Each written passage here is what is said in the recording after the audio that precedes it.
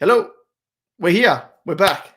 Apologies. My mic was muted, I think. So, apologies and welcome to another live stream. Geez, we're off to an absolute flyer here. Apologies, ladies and gents. But if you have any comments and questions before we jump into teams, of course, feel free to send them through in the comment section below. But otherwise, we will jump straight in. Josh had a bit of a laugh at that. I should know this, considering it is my day job when it comes to video editing and everything filming and production. We'll kick off with you, mate, because you've just sent through a question first up. You have said, g'day, mate. Should I trade either Sexton or Lyons to Dempsey? Keep in mind that cash isn't an issue, and the one I don't trade will probably be going to Darcy next week unless something miraculous happens. Okay, out of those two, I would probably. That's a tough one. I think either way, if you don't trade Sexton this week, chances are you could probably even move him on next week anyway. So as you said, anyway, like with regards to going for Darcy next week, so it's much for muchness. Lyons hasn't been named, so he's definitely not going to play this week. So it is what it is, really. Whether or not you move on one this week, the other next week, it's what do they say? It's 12 of one, half a dozen of the other. It's exactly the same thing. So, yeah, I don't mind. As for Dempsey, I don't mind him. If you've already got all the other big cash cows, yeah, I would definitely recommend him. Where are we here? Another one coming through.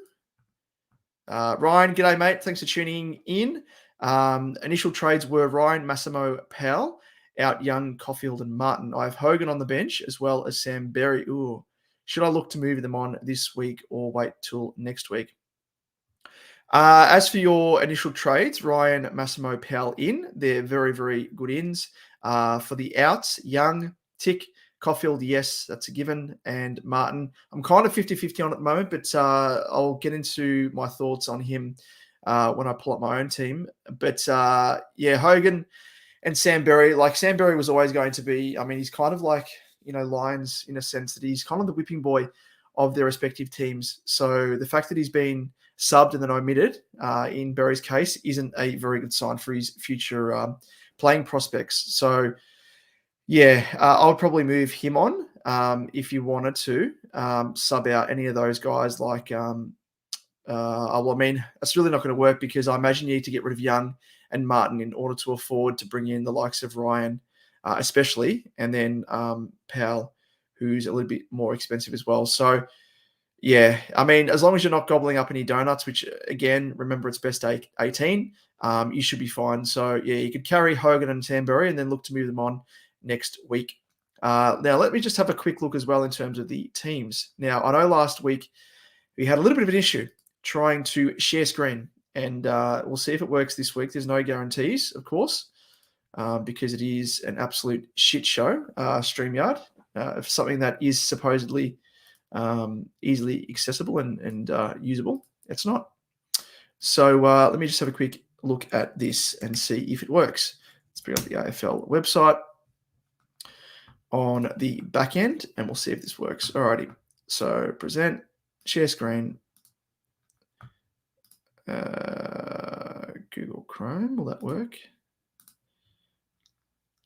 And no, it's not working.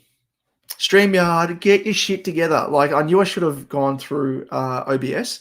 Never rely on software that other people are catering to you, because their accessibility is pretty shit. But anyway, I'll read them out anyway. We can't get them up on screen, unfortunately, but we'll read them out. So obviously, as mentioned there from Ryan, Sam Berry is out, which is annoying. But where are we?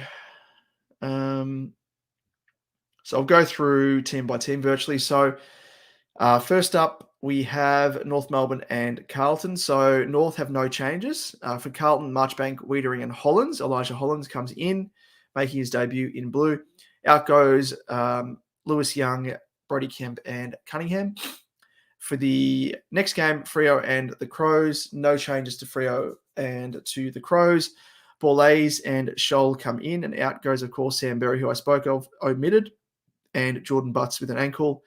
The Saturday game, first up, Essendon and St Kilda. Essendon, Redmond, Parrish, and Kelly all come in. So we have no sign of Ridley as yet. Out goes Satis, Wright, and Davey Jr. And for the Saints, Butler, Caminiti, and Hasty come in. I think Hasty's making his debut, maybe. Out goes Mason Wood, Henry, and King. And believe it or not, all three of those guys I have in one of my draft teams. So talk about bad luck. The next game, Port Adelaide and Melbourne. We have McEntee coming in. Out goes Dylan Williams, omitted.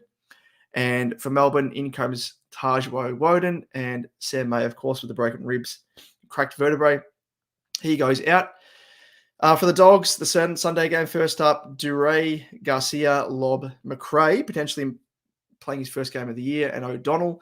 Out goes Caulfield, obviously, with that shoulder, out for 12 to 13 weeks, and Ed Richards with concussion. Then for West Coast, Gaff, Johnston, and Williams. No outs as yet. For Richmond, Broad, Sonzi, Rioli, Naismith, maybe, and Young. And out goes Tresice with an ankle and Clark omitted. For Sydney, Fox, Mitchell, Laddams, Constantine. What a name. Gee whiz, you don't want to mix that one up. Aaron Francis, and out goes Cunningham, obviously with a concussion, much spoken about, and Wicks omitted. And then for the last game, which of course is the Easter Monday game, that is TBC. They will be announced tomorrow evening, if I am correct. But we'll just flick back across here, see if any other questions have come in. Jake does everything. He says, hi, Damon, trading out Young this week. Can side swap to Sheasel, or could be, which I like, or could be bold and trade him down to Yo. I can use the extra cash to go Grundy to Sarong and switch Jackson into my rucks. I feel as though a lot of people are being hasty with Sarong, and I know he's obviously going to go up in price, but people are kind of being seduced by these two massive scores. First up, I had a look today at Sarong's breakdown in scoring last year, and of the games that he played, I think he played 22 games from memory.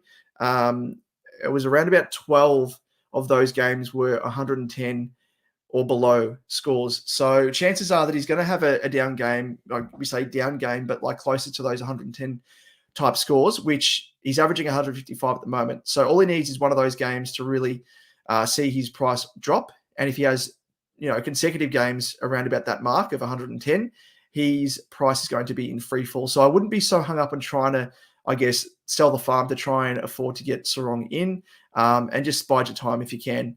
I think other primos, the likes of, Green and whatnot, Bont obviously will be able to match him, if not eclipse him in the long run. So I wouldn't be too worried about trying to get Sarong in the short term. As for your, alternative options there about potentially trading Young down to Yo, I'm not a fan of it personally. Just we've seen so many guys injury riddled that have gone down with injury thus far, and another one with Dode, of course, going down with that ACL tear again. I don't like that pick just because it might end up being a waste of a trade there, and then another trade if you have to trade Yo out, which you will have to do anyway because he's not going to be a keeper. Whereas Sheasel is definitely a keeper, 100% going to be a top 6 defender. So I would 100% go Young to Sheasel, and just leave it at that. And then, if you have any extra cash that you want to splash, just do it next week if you wanted to. Not a fan of kind of relying on Jackson as yet. I know he's been scoring well, but with the return of Darcy, we all know the impact that he has on Jackson's scoring. So I wouldn't be relying upon him in the short term. Maybe look to, if you want to do that sort of switch, do it going into Sydney's buy, and trade out Grundy to maybe if you can afford the cash to free up to trade Grundy to an English potentially. Look to do that. Taryn McAllister, g'day mate. You've said best VC option, captain option, and captaincy options. Let me pull it up on screen here, which I obviously can't share because StreamYard again is a piece of shit. Where are we? So I think VC options probably speaking for itself in little Nicky Dacos. I think he will turn it around. A good VC option first up. Bontempelli is obviously another one against West Coast. There is a little bit of slight worry that they might try and rest him or manage his minutes in game, considering that he sort of, tweaked his ankle lightly. last week, but he played on, so that shouldn't really be an issue, I don't think. But Bont has scored quite well, obviously, against the Eagles in recent times. 162, a 96, and a 145. So he kind of speaks for himself as well. Outside of that, I don't mind Isaac Heaney as a bit of a flyer for captain. He plays in the second last game, so you need to sort of put the captaincy on him. I would much prefer to put the VC on him. That's probably just me speaking as a previously burnt owner. But I do own Heaney, of course. But even so, I wouldn't be too confident in him as an outright captain. Who else is there? Just looking through the fixture. Potentially Tom Stewart against the Hawks. That's obviously the Easter Monday game, so you need to put the captaincy on him. Sarong's another one, obviously. Plays the third game of the round. Put the VC on him. Who else is there? Those are probably my top options, I think, of those guys that just kind of spring to mind. Let us know your thoughts as well as to what you're thinking. Jake does everything. Also, as a fellow Carlton man, I'm excited to get a look at Hollands, not for SuperCoach though. Yeah, exactly. No, I'm super excited as well. I've always thought he's a talented bloke, but kind of an element of the Flanders situation with him as well. Obviously, he's had his injuries across the journey, but I feel as though with Stewie Dew at the helm, wasn't giving him opportunity. And we all saw what's happened to Flanders once Dewey left, and he finally got an opportunity. So I think he's going to be really good. Showed some promising signs across the preseason games as well, playing sort of that high half-forward role. So looking forward to him, and I reckon he probably will eventually sort of take over that role that we had earmarked for Jack Martin, who's perennially injured. So, yeah, 100%, mate. Looking forward to it, and hope to see you there tomorrow night at the Good Friday game. Would you get Ian Dempsey or Carroll, asks Dramatrix. I've had this question a couple of times on Twitter, and I would go personally for Carroll. But I think just because there's a couple of reasons. First of all, he's 20k cheaper or thereabouts compared to Dempsey. And I always think that when it comes down to two players you're deciding between, look closely at their role. Dempsey obviously playing more of a forward role. There is a chance there we'll have games where if Geelong struggle, his scoring will suffer in turn. But having said that, he plays kind of a high half forward role at times and sort of drifts up to the wing and then pushes back. So I don't mind his scoring ability. But Carroll being around the coal face in the engine room for Carlton, there's bog points on offer. I know people are worried about the return of Sammy Walsh. Personally, I don't think he's going to be back within, I think they've said 2 to 3 or thereabouts. I reckon they'll be conservative with him. So even when he does return, he's going to be on managed minutes because this is the second time he's had the back issue. So I'd go for Carroll over Dempsey, but it's a close one. The other reason as well outside of that is that we have to keep in mind that Sam Darcy is a target for next week. So if you're going for Dempsey, which is fine, just make sure that you do have a spot for bringing in Sam Darcy. So just always thinking ahead and looking ahead to the following week. Daniel Morris, g'day mate, says Young to Wangani Millera, which is what I'm doing. Caulfield to Massimo, which is another good one. Thinking of going early on Sexton and getting in either Dempsey or Carroll. There we go. I just answered that question with Dempsey and Carroll. But I do like getting rid of Sexton. I don't mind that. I say but I mean, it's totally up to you. And, if you don't have any other guys to move on in order to sort of nab, these other cash cows that are looking like they might pop off. I don't mind getting rid of Sexton now, considering he's on the bye, gives you an extra player. And yeah, I think if you're holding Sexton for this week, sure, you can trade him out next week. But yeah, I mean, the main worry for me, and Liam and I spoke about it in the podcast, is to do with his role, just the fact that he was pushed up forward. And I know probably that game wasn't conducive to scoring at Ballarat. Super windy, and it's always a bloody shitstorm down there. Super cold. Conditions wouldn't have suited the Suns, who obviously are used to a bit of dew, bit of heat, all that sort of stuff. So, yeah, I like those trades though, Daniel. So get on it. Let me just go across to. I think it's something to do with like just sharing the screen and why it's not allowing me through my. Actually, it might work if I do this. So I'm just going to try something. It might be to do with the browser. So if I can switch to browsers and do a sneaky here, see if this works. I'll just switch it up. Okay. I'll be back in a moment, peeps. Let me just switch this up and see if this works.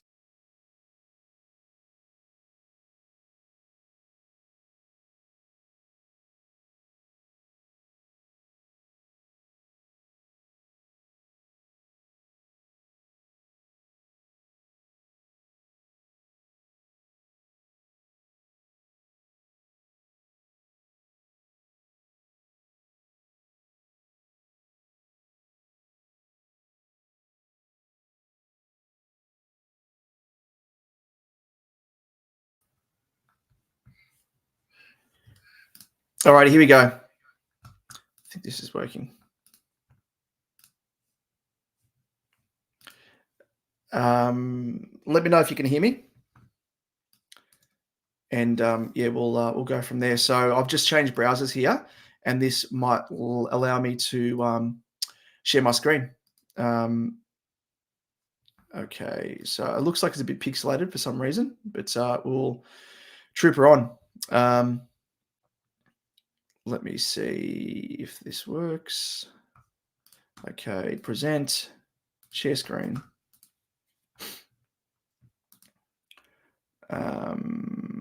Yes, this is going to work. So I'll let me know if you can hear me as well in the comments section, because I don't know if this is coming through properly. But I just want to show you my team as well, and just chat through some finalized, um, I guess, decisions around trades and whatnot, because they have slightly changed from when I recorded my team talk. So let me just switch this up. Log into the browser. Keep sending through those questions and comments as well, ladies and gents, if you have any, of course.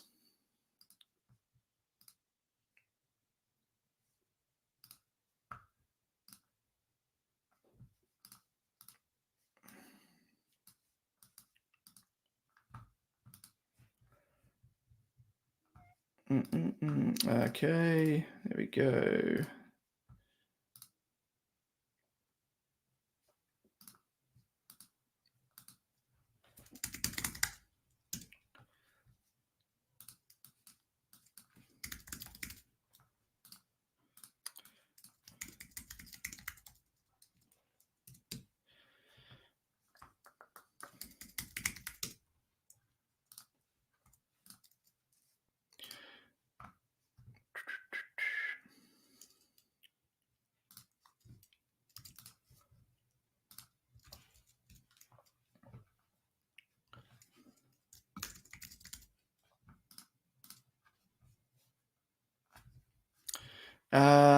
Okay. Daniel Bradford. I don't know if that means that you can hear me, but apologies. I'm just trying to get at my team. Yeah. In the meantime, send through some comments, question, all that sort of stuff. Just trying to log it back in to StreamYard as well. Always good fun navigating the technology that we have to deal with.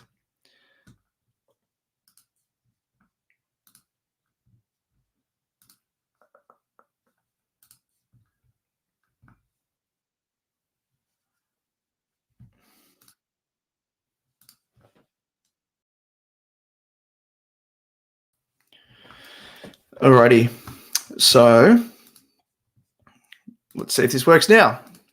We've had to do a little bit of a workaround here. There we go. That works. There you go. You can see it now. So this is my team. For those people that would have tuned into my team talk, would have seen my thoughts around the trades. So the trades have gone ahead, like I said, apart from one, which was trading out Martin to Crouch. I just think Crouch isn't a keeper, so it's going to be virtually a non-keeper in Martin to another non-keeper in Crouch, and it would have been, I guess, resigning myself to having to use another trade down the line to trade Crouch out. So by keeping Martin, what I'm going to be doing is waiting until next week and instead getting in Flanders, who, of course, is a keeper top six forward. So saved me a trade, obviously, down the line. I was going to use Crouch as a bit of a playing cash cow, but I think I've got enough cash cows now, having gone for, you'll see here. So I've gone for Young to Wanganeen Miller. I've gone Tom Berry to Powell virtually, or Sharp in this case with DPP. And then I've traded out Sexton early for Tom Powell. But yeah, those are my changes. Let me know your thoughts as well as to what you're doing. But yeah, that's kind of my thinking around things. Outside of that, I think longer term plans, what I'm going to be trying to do is, and you'll see here as well, what I've done is try to make the most of bench loopholes. So having Williams on the bench, play second up. If he kills it, I will bench Howes, then put Reed on field. And that's probably part of the reason as well why I've decided to keep Reed, is to try and use him as a bit of a loophole until I sort of strengthen the back part of my team in defense. Then with these buy plays as well, and you can definitely do it as well. Just an example here, I've got Jeremy Sharp. So I've got him as the emergency on the bench, plays third up in the fixture. And once he plays, if he kills it, I'll leave Green on field to obviously loop on Sharp's score. If Sharp goes shit, I'm going to have a few options here, potentially put Clark on field in place of Green. Or what I can do is swing some DPPs and potentially do like it's kind of two things happening at the same time. There's Darcy Wilson as well. As you can see here, you've got the emergency on him on the bench. If Cadman's got the bye. So if Wilson scores well, I'll leave Cadman where he is.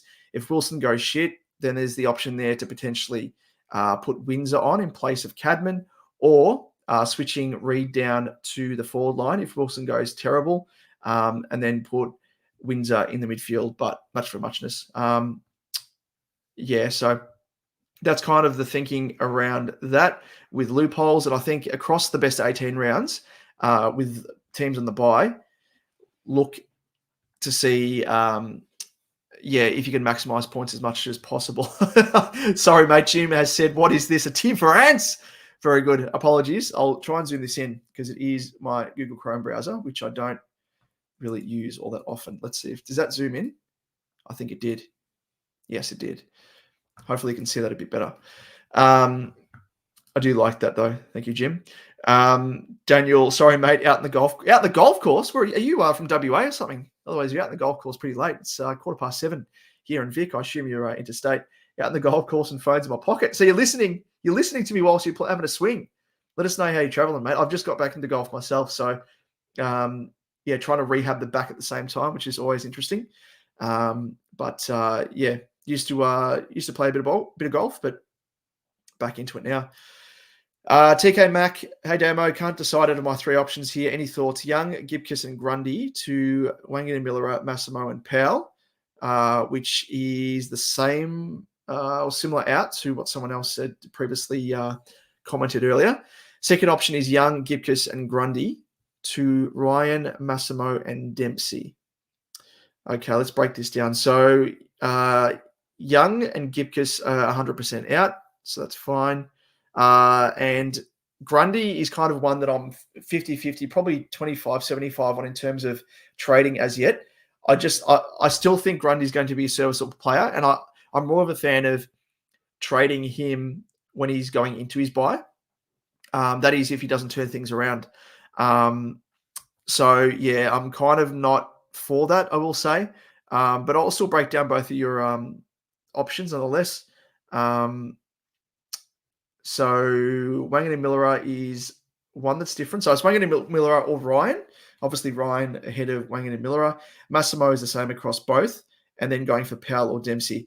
I think number one, because the one thing that stands out for me, aside from obviously the Uber Primo and Ryan compared to Wangan Miller, who I think, mind you, will become a potential keeper, is Powell. I think Powell could be, and Liam said this, I will quote him, because he mentioned that potentially Powell could be the Will Brodie of this season, which is showing all signs. Like he's in the midfield. He's drafted as a midfielder in the under-18 champs. He was killing it. And Brady Rawlings actually was quoted in a recent article that came out about Powell saying that they're absolutely thrilled with him in the engine room. He's transitioned into the engine room and he's not going to move. So that is kind of my choice between both of those two. You've said another third option here: Young, Grundy, and Sexton to Massimo, Butters, and Dempsey. Yeah, again, I'd be prioritizing Powell if you can. Again, with Butters, much like what I said about Sarong earlier, both of those guys, yes, they will go up in cash in the short term, but which I can visually show you here now. Looking at Sarong, for example, anyone that starts the season on a massive, massive high, it's not sustainable. Like, obviously, his average is 155.5. No player, I don't think, apart from Gaz, not even Gaz, has averaged that high. So chances are, and as is always the case, the higher the average, the harder it is to sustain, and the easier it is for you to have a down game and drop in price. So looking at 2023, as I spoke of earlier, I think from memory, so he played 22 games, and I think he had 12 games, 110 or lower. So that's 1, 2, 3, 4, 5, 6, 7, 8, 9, 10, 11, 12, 13, 14, 14 games out of 22. He scored 110 or lower. I know, like, it looks as though he's taken his game to another level this year. Having said that, people need to be mindful that opposition teams in the past have tagged Sarong over Brayshaw when he's got off the chain. And I can see that happening in all likelihood in the, I guess, the short term as well as long term. But the same could kind of be applied for Butters in terms of the monetary side of things. I think there's a chance there that, yes, he's going to go up in price, but he will drop back down at some point in time. So if you can get him in now without selling the farm, yeah, I endorse it. But I wouldn't be sort of, I guess, passing up potential I'm not going to say keeper in Powell's case, but it could be if he becomes a Will Brodie, but someone that I think will be a super vital playing cash cow. He's going to make us a whole lot of cash, and he's going to provide us some nice solid scores on field as well. So just need to be mindful of that. I'll bring up Powell now, and just to highlight this point, so SuperCoach Plus have him projected scoring 80 this round with a negative 47 break even. He's obviously averaging at the moment 112. So if he goes closer to that 110 mark, he could be going up as high as 75K in 1 week. And then next week, if he scores around about the same, could be going around about 45 to 50K up in 1 week. So he could be making as much as 120K across the first 2 weeks of price rises. So that there highlights to me that he's a must get. And I mean, if you want me to drive the point home, you probably would have seen it as well. Liam and I, again, spoke about it in the podcast. But in terms of we're talking about role, this kind of just underlines it. Like LDU, first week had the most CBAs. Second week, Tom Powell upped from 76% to 93% to be the number one CBA getter at North Melbourne in front of LDU and Wardlaw. So, yeah, again, his role is favourable. The club loves him, so get around him. So I'd be going out of all those options back to option one if you were really going to go for any of them. But again, I would be holding Grundy and trying to use someone else to go to Powell. Like a Sexton potentially, if you could do that. Hopefully that helps, TK Mac. Thanks for tuning in as always, mate. Big Floppy, who are you vice / captaining? So I said earlier, so I'm going for Dacos with the VC, as you can see there. And then I'm going for Bont with the C. I did toy with potentially going VC on Bont and then the captaincy on Heaney, but Heaney being a burn man for me across the journey has kind of scared me off him a little bit. So that's kind of what I'm doing in that space. Jack Saunders, I got a question. How'd you get so good looking? I think you're talking about Zoolander there. How did I get so ridiculously good looking? Is that what you're talking about? Is that the quote? Because it wouldn't be a genuine question because I'm not good looking. But thank you anyway. Jim Sykes, hey Damo, would you swap over Jordan to grab Powell? This is something that I actually looked into as well myself with my own team. But the thing that held me back was looking at Jordan, which I'll bring up now. You can see here, he's got a break even of 9 and his projected to go up 31K. The one thing with Jordan is in pretty much all of his games, he started really slow and then he's come home like a bloody freight train. So it says to me that it's bound to happen in these upcoming games where he starts slow and just doesn't get into the game. And then that's really going to hurt his break even and cash generation over the coming weeks. Keep in mind that Sydney have the bye coming up in round 5. So personally, I'll be trying to keep him until round 5 because, it depends who you're trading him to as well. But if you're trading it to any players from teams that have the early buys, that have had their buy, that would be ideal because it means you avoid the early buy altogether, if you get my drift. So, so 30K is projected to make this week, and then his break even goes up to 34 if he can score around about 77. So I wouldn't mind getting rid of him next week, but then if you look at the fixture, he plays West Coast. So, I think Richmond, I actually have them finishing, and apologies to any Richmond supporters, but I put up my predicted ladder on Twitter prior to the season and have Richmond finishing in the bottom 4. So I reckon that'll be a nice game against the Tigs as well, albeit it is at the MCG. It would be better if it was at the SCG. But I will say I'm not so much a fan of it, but if you are struggling for any trade out options to bring Pal in, I wouldn't mind it. But will it get you much cash? I don't think it will it? Because no, it's only going to give you 8K. And that's probably the other reasons as well. I'm more of a fan of if you're trading down, try to get as much cash as you can. It's probably more of a sideways trade. And I do think that Jordan can still produce some nice scores, much like Powell. Probably not to his ceiling, but I do think that Jordan is worth keeping hold of. Double Dummy, thanks for tuning in, mate, is going Windy and cash in the bank over Wangan and Miller at Madness. I don't think it's complete madness. Liam and I didn't speak of him on the podcast because we hadn't yet heard the news about Brad Crouch being out for, 6 to 8 weeks or something with is it knee issue or hammy issue? He played in the VFL and sustained that injury. But have a look here at the CBAs, and without Crouch there, that's the direct correlation, is that Windhager gets virtually the CBAs and then some with Crouch being out of the team. So I don't mind it, and I do anticipate that Windhager is going to make a little bit of cash.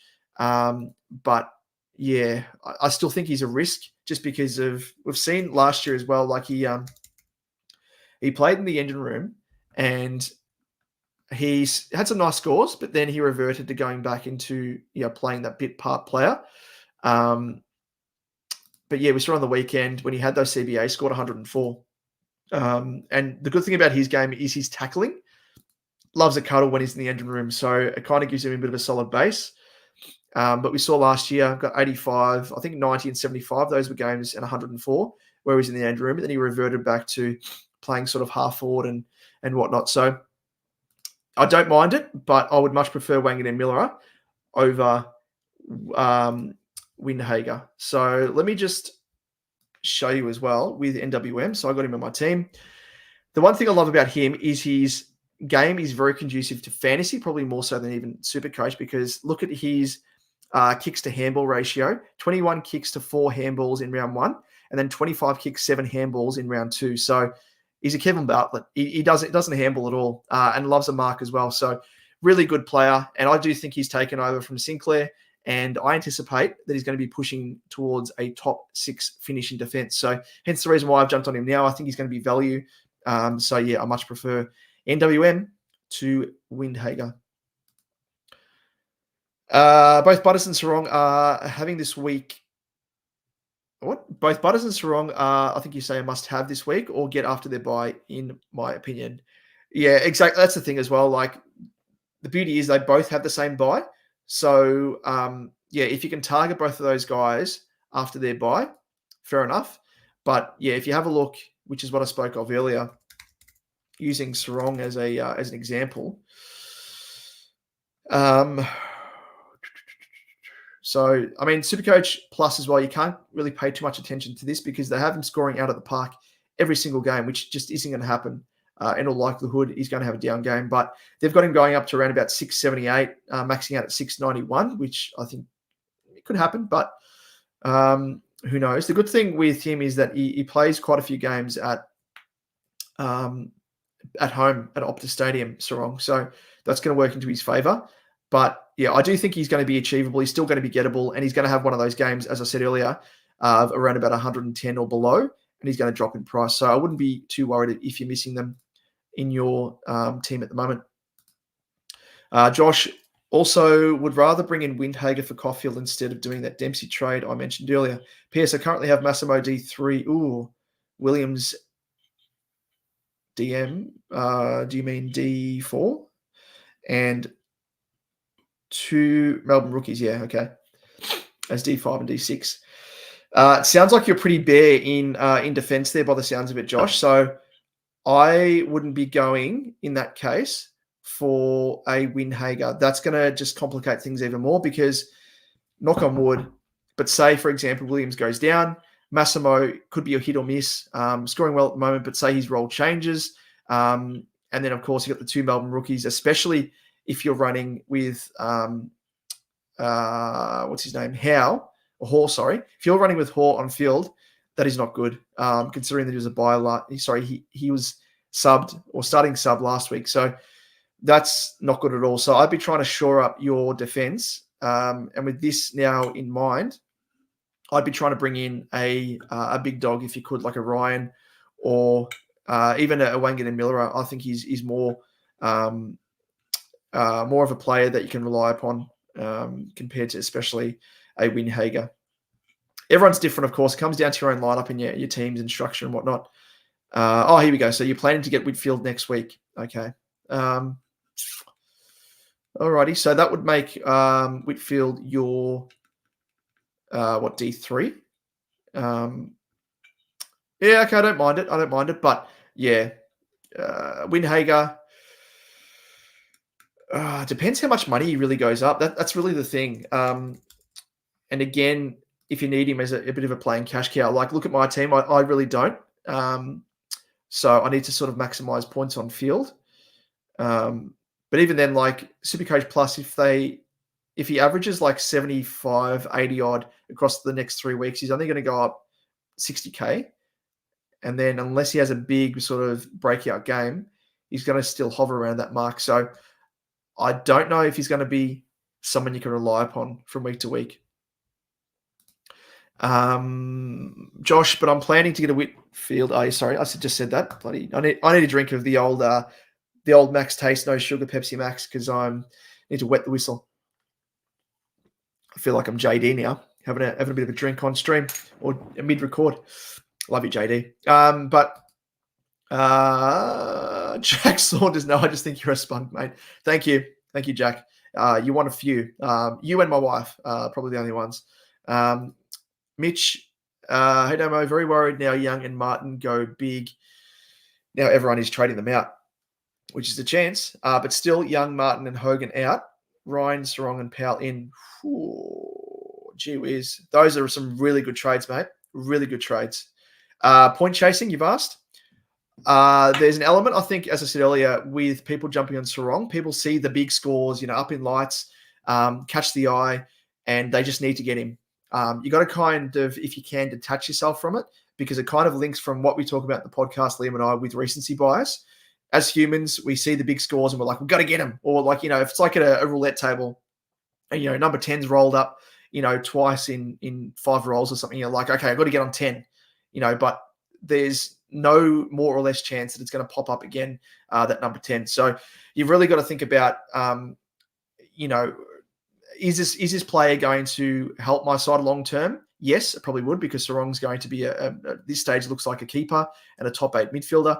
But is it going to really be a detriment to upgrading the rest of your team by, I guess because price changes by and large haven't really gone up yet, apart from those teams that have played in round 0, you're going to have to restructure your team to really afford to bring these higher price guys in. But having said that, on the other side of the coin, given that Sarong and Ryan's prices haven't yet changed, it's probably a good time to jump on them if you are keen. And with those guys that you've named, Young, Martin, and Hogan out, I can endorse that as well as those guys that you're getting in. So Powell is 100% must get. Ryan is, again, I would love to get him, but I can't afford him. I actually can afford him, but it means that I wouldn't have the cash to bring in Powell. So again, it sort of goes back to that point that you need to sort of still plan ahead by getting in guys that you think will, um, contribute to your team on field, but also allow you to make and generate cash to upgrade your team down the line. So I don't want to sort of shoot myself in the foot by pinning my hopes on Ryan. And if Ryan changes roles, becomes more accountable as a defender, or goes down injured, which, he battled with a bit of injury in the preseason, it means that I've virtually hurt myself in the long term because I've invested so much into Ryan and whatnot. So, yeah, in that case there, I don't mind it. And I do anticipate, I will say that Young, I am anticipating to turn around his form. He's got the role, which Liam and I, as we speak about all the time, as long as you got the role, that's all that matters, because then it's virtually your destiny's in your own hands as a player. And the one thing that's holding him back and has held Nick Martin back is disposal, but more so for Young's case there. And I do think he will turn it around, especially when Fife gets injured, which he got a bit of an ailment on the weekend with a bit of a sore back when they subbed him. But I do like those trades, Mitch. Blues fan, fellow bagger. Dacos all Butters VC. Ooh, that's a tough one. Okay. So Butters is playing Melbourne. Let's have a quick look at his history. Being a numbers man, I always like to have a look at previous history. Keeping in mind as well that, where are we? The game has started already, hasn't it? It has indeed. So I'm mindful of that, ladies and gents, that the game has started, and I actually might get it up on my phone so we can maybe stream it. So with Butters, just quickly, so the game has started, unfortunately. Yeah, there you go. Police fan, when Dacos coming down, I was going to say, Jeebus, we've missed the boat here. But yeah, I'll just say, if you're looking at, we'll talk about Butters in terms of a captaincy option in this case. So yeah, he scored 184 in the previous outing against the D's. In good form, obviously. I don't think there's going to be anyone that'll try and tag him. So I don't mind Butters as a bit of a captaincy option either, if you don't want to go for someone like a Bont, who I assume you may have as well. Ray, can you change captains if your player hasn't played yet, but the round has started? Yep, 100%. You sure can, Ray. Change to your heart's content. So if I refresh my SuperCoach now, you'll see Dacos will be under lock and key. So you'll see they're live. So obviously it won't give me the option to put the VC on another player. The same thing applies for players that you have the captaincy on. You obviously can't change it after the fact. So yeah, you can still change it 100%. So using Bonds' example, I could put the captaincy on, as I said, Isaac Heaney. Bingo, bango. There we go. So, but I'm going with Bont this time around. Mitch, you've answered that as well. Yes, Ray. Yes, Ray. Jack, Sheasel versus Ryan and Dempsey versus Sharp. Cash, no issue, as I'm going Wines M6 to Powell.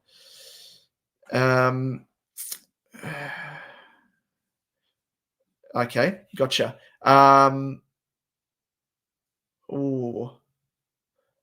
So both of those guys, all four of those guys are too tied together in groups due to, you said Cash, no issue. I assume you mean across the board there.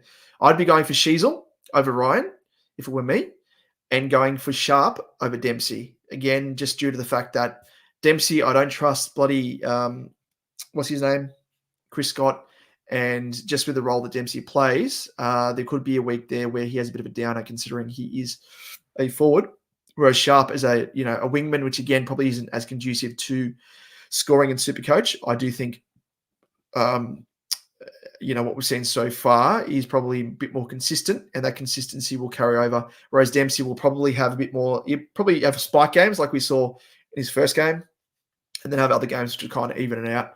But I do think they'll probably make around about the same cash anyway. And just because as well that Sharp is around about 20K cheaper. So would go for him. Shees and Sharp for me, Mr. Jack, but close. Exactly. There we go. Skits, Fitz, Bobby Hill first goal. I'll bet you $20. Let's get up fan footy, shall we? Oh, anyone else have this? Like, you go to fan footy. I don't know if you can see this. Can you? Is it popping up? Share this tab instead. So trying to go to fan footy and it pops up with this fucking robot. Shits me. And I've said to Monty, you've got adware, which is ruining your website. So, but it means you got to like go through the same process again. It just is annoying. Anyway, let's have a look at some live scores in the Collingwood Brisbane game. Hopefully, had a few players pop off. Bobby Hill, there you go, $20, mate. I knew that you said that he was going to score the first, but of course he already did when you said that.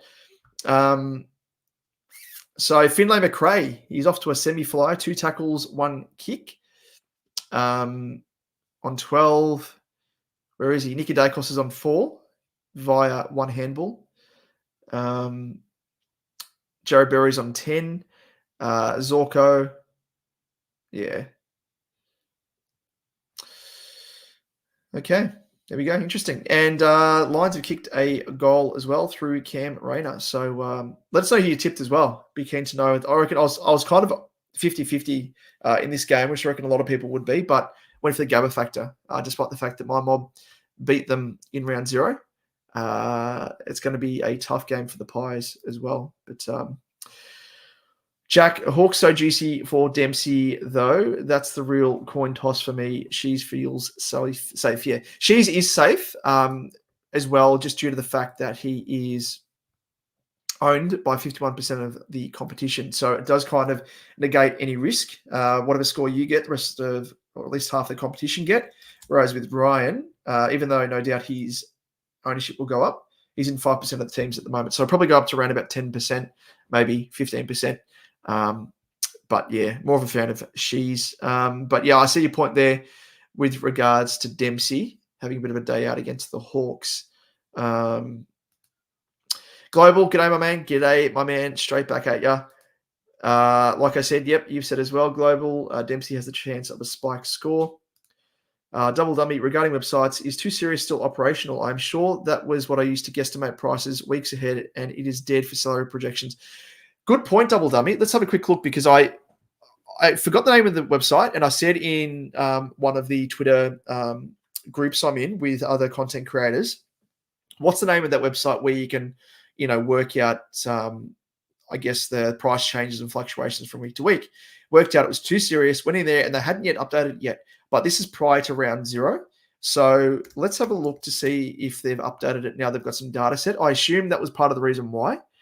So stats, is it in there? Yeah, okay. They do have the games inputted. So this is with fantasy. Oh, here we go. SuperCoach. Yep. Why does it say fantasy there? Okay. We'll try it with, and we'll see if it works. For example, with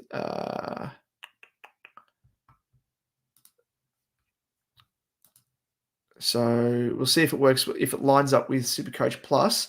We'll go with Jeremy Sharp. If he scores 37, they're saying he should go up 45.9K. So this is for those people tuning in. This is tooserious.net. And it's a good website to sort of work out break evens and whatnot. Sorry, no calculations data yet. On its way shortly. It looks as though they haven't updated it yet, which is annoying. Yep, it is dead.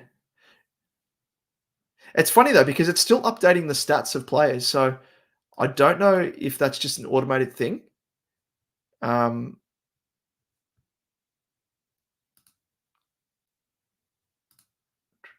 Yeah. Like, it's still inputting data. Yeah. Interesting one though. But yeah. That wasn't like that Monday, Tuesday. Awesome bugger. That was what I was saying. Yeah. Yeah. It's a bit of an annoyance, but it is what it is, unfortunately. All right, ladies and gents. We might, sorry, Mitch, went to go in the draft. He has hurt me. Yeah, he's had a bit of a bloody stinker, that's for sure. Yeah, just looking at the scores there. Yeah, there's no real relevant players. But yes, ladies and gents, I was just about to say, because the game has started, I'd be keen anyway to watch the game. If there's any other questions last minute that come in, let me know before we end the stream, because we've been going for around about an hour, so conscious of that as well. Jack Saunders, it has been an API from SuperCoach. Okay, that has been shut down now. That's why it doesn't work. I see. Do you know who runs the website? It's too serious. Because surely they're still like in the back end, because their other stuff is still active, I think. But anyway. Yep, that's it, ladies and gents. I don't think there's any other questions coming through. Thanks again for tuning in. I can't remember his name. I don't even know the bloke's name either. So I might put a call out on Twitter and see if someone can point us in the right direction, whatnot. Because the guy who was running as well, who was it? The SuperCoach. What was that? It was a website with the SuperCoach scoring. It was like the live updates with rankings and whatnot. The guy behind that, so he's finished that as well. That was like an awesome resource. But yeah, another one bites the dust by the looks of it. It was one of the best tools out there. Likewise to you, Jackie. Have a good, safe Easter, everyone. Thanks again for tuning in. If you have any comments, questions through the round, hit us up on Twitter. You can find us at supercoach_edge. You can hit me up at DamoJ88, or you can hit up Liam Evans _95 as well. But just hit us up on the combined SuperCoach Twitter account, and we will more than happily help you out. But that is it, ladies and gents. Thanks again for tuning in. Really do appreciate it. As always, if you haven't subbed yet, give us a subscribe. That would be absolutely awesome. And yep, it's been good fun thus far as we head into round 3. And hopefully all of you can have a nice round of high scoring, no injuries, no suspensions. So have a happy Easter. Be safe, and we'll catch you after round 3 for the next one. We'll see you then. Cheers.